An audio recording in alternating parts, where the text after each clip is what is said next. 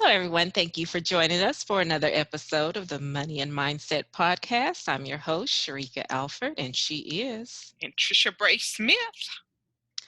We are going to take a look back over our past few episodes. We've just wrapped up our Life Stages series. We discussed 20s, 30s, 40s, 50s, and beyond. What does that look like for your finances?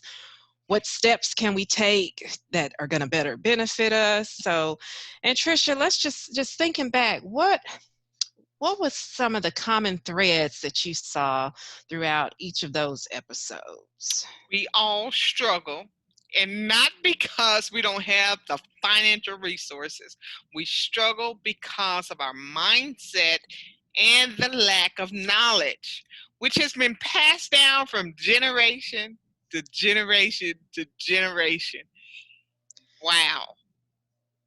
So if we do that poorly, just by what we've learned from generations, then how much better would we be if we shift that now and begin to recreate a new cycle for those that are coming behind us? Guys, it just goes to show uh, it's all about our habits, all about our mindsets, and putting that money in places that are going to benefit us not only for now and getting that instantaneous gratification, but also being able to think long term in our finances. Yes. And as I recall, two things that seemed to constantly pop up were sacrifices and choices. Mhm. Sacrifices and choices. Even back speaking Let me to let the me let me, teenage. let me just say this. Because if it's one thing that people that live in poverty know is about sacrifice, because we make so many sacrifices. So there is a particular kind of sacrifice that we're talking about. That means if we make 100, it doesn't mean we're going out and spending and exhausting 100. That means we have some kind of plan in place. So if we make 100, we're going to spend the 70 and we're going to do something else with the 30. And that something else with that 30 has to be broken down in three more different ways. So we have the 70, the 10, the 10, and the 10. So what are we doing? That's the kind of sacrifice. It's not the sacrifice, oh, it's 100.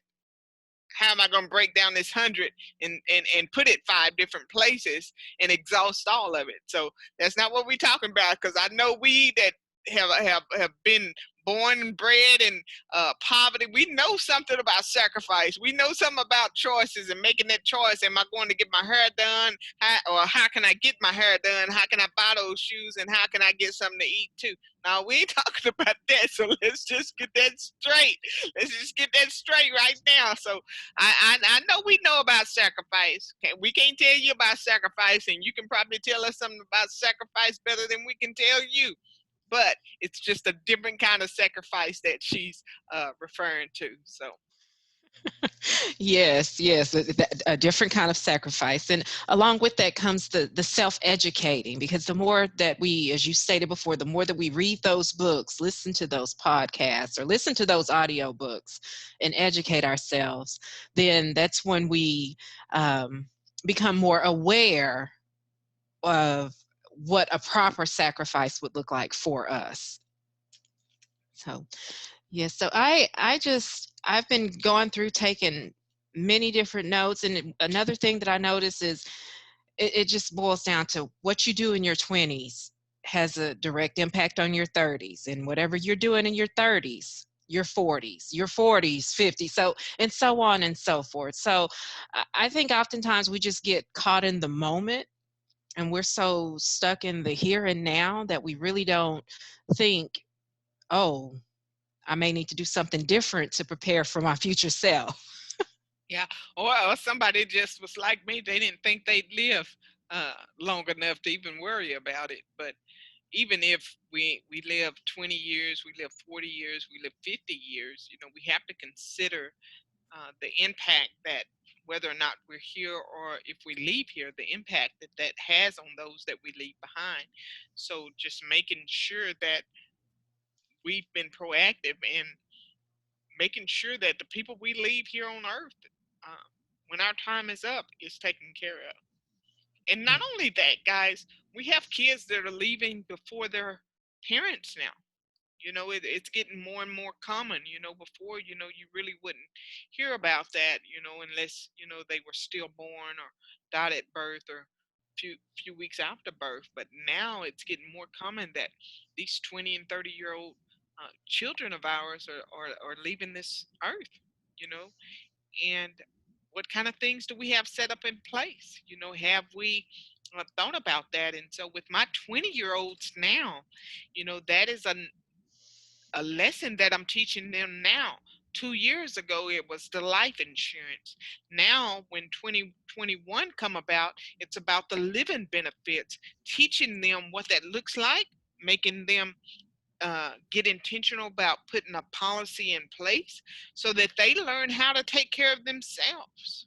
So it's not me doing it. Yes, I'm doing the education and initiating processes, but they're having to be intentional with going through and seeing what that looks like to see what plan works for them, what kind of benefits are offered in that plan, and making them responsible for making sure that those monthly policies are paid for and taken care of, and how that's going to benefit them throughout their life. If I don't teach them now, I don't know what tomorrow looks like. So if I'm not being intentional with teaching them now, as I'm 40, just learning about those things, it would be easy for me to do it and implement it and do it all myself, and then they not really know anything about it.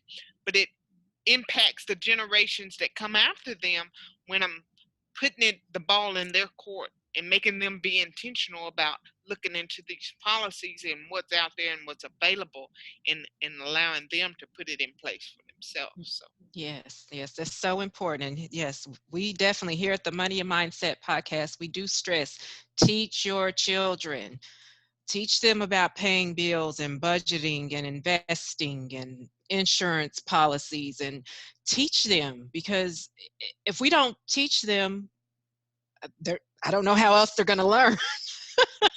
And by us teaching them as we go through what we're going through, cleaning up things, then hopefully that will prevent them from going through some of the challenges that we've had to face due to some not so wise decisions that we may have made. oh yeah, So, if we don't yes. teach them, they're gonna pick up our habits. And it's the habit.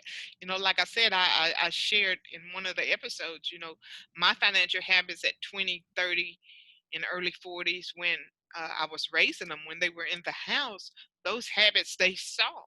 They saw me work hard. They're hard workers. They saw me get an education. They're getting an education. But what they did not see is a healthy relationship with money. And so they pick up on those habits because that is the environment. So if we're not teaching, if we're not going back to reteach, even when they're grown, when we learn, if we're not going back to reteach that, the habits that they learn in the environment are probably the habits that they're adopting in their early adult lives. And so, what does that look like for your kids, for us 40-year-olds, 30-year-olds, 50 and beyond? What does that look like for our children that are right now? Even you 20-year-olds raising these young kids, they're picking up financial habits by watching you. They learn about money by listening to you. So if you're not going back and reteaching, if you're not having a conversation with those kids about money at 2 years old, 3 years old, 4 years, and they're ready to learn about money when they're in the store falling out, throwing tantrums because they want the Beyblades and they want the baby sharks. They're ready to learn about money now. And so the conversation you have with them, the interactions that you have with them, that is going to determine what their financial future is going to look like. For you 30-year-olds with these teenagers, and they're growing up and they want the hottest shoes, they want the hottest clothes, they want their most expensive phones. Same thing.